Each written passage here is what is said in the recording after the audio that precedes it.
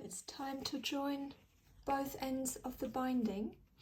I've left a gap of about 9 inches, and you don't really want to have this any shorter because it's going to get a bit awkward and fiddly.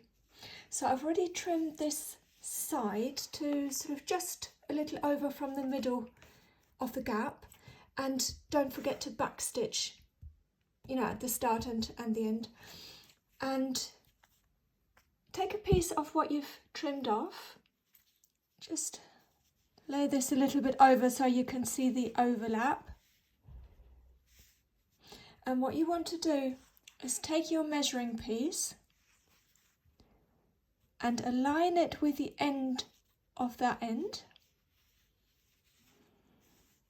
And then you want to make a cut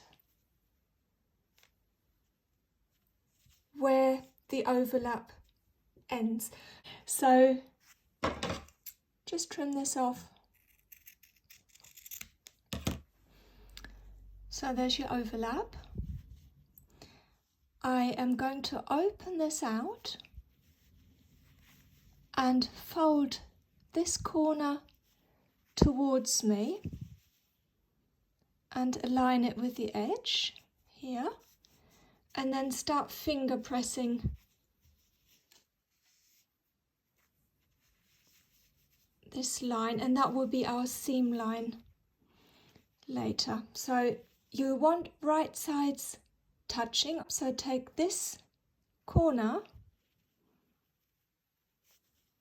and align it with that side. Just to help you, if you just pop a pin in there for a minute, it is a bit easier if you put a clip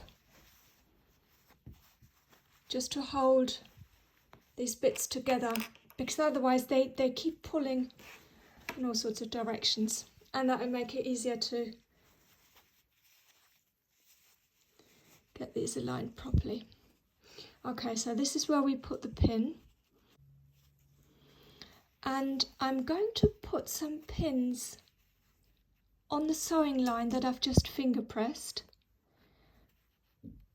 and it's best to use pins that don't have any sort of ornamental like flowers or hearts or so up here, and you'll see why in a second. So this is right on top of the sewing line. Take the clip off, and then you can just double check that you haven't got yourself in a twist here. So you can see it's all lying flat, and I will pop that clip back on.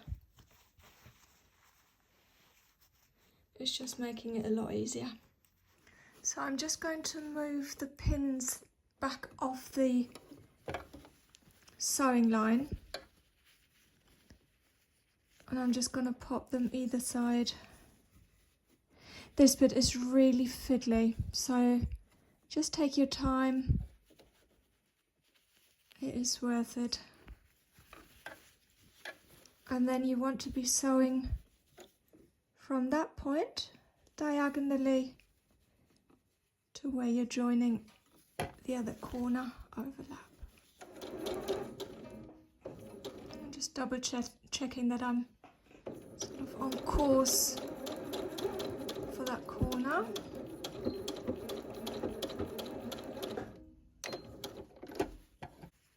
Okay, take the pins out. And because we've double checked that nothing is twisted, famous last words, you're good to just trim this to 1/4 inch, roughly, seam allowance. You can either take this over to your iron if the seam is a little bit puckered, but this is looking all right. So I'm going to just finger press the seam open just to distribute the bulk. Remove the clip and I'll just flip back the quilt, and voila, look at that. So we can just complete the line and just make sure the seam allowance is nice and flat on the inside.